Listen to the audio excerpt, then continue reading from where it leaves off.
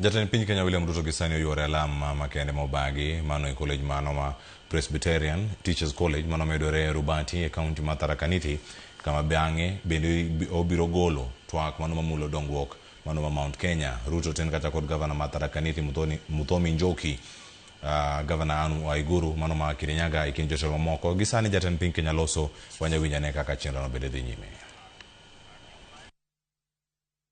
Sijui ni yeye mwenyewe, sijui ni wazazi wake, sijui ni dhambi mali fulani. So that is the society we live in. Lakini I want to assure you that leadership is not about finger pointing. Leadership is not about looking for somebody to blame.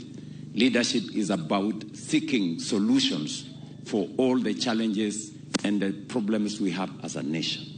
Na ndio mimi niliamua kitambo ya kwamba sitakuwa mtu wa kulalamika, nitakuwa mstari ya mbele kusema tulikuwa na problem ya masomo ya watoto wetu. We didn't look for somebody to blame. We looked for solutions. We hired more teachers, we built more classrooms, we changed the funding model. Tukawa na shida pale kwa kilimo.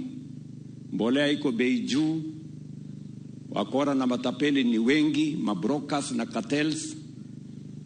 We chose not to look for who to blame.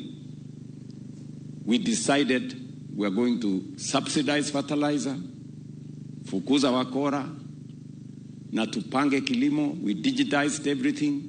Today we have a different. Leo mesikia mbunge wenu wanasema hapa kahawa imeamuka. Ile ilikuwa inauzwa 20 shillings, 30 shillings per kilo. Leo ni 100, 120, 130. It is because we looked for the solution, not anybody to blame. And that is, I want to encourage us, especially those of us who are leaders,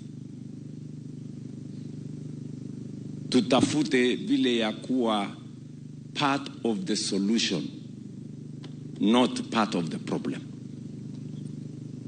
Tulikuwa na changamoto ya mambo ya NHIF, ilikuwa na madeni bilioni 30. Ilikuwa ya watu wachache. We didn't want to blame the government that was or some other people.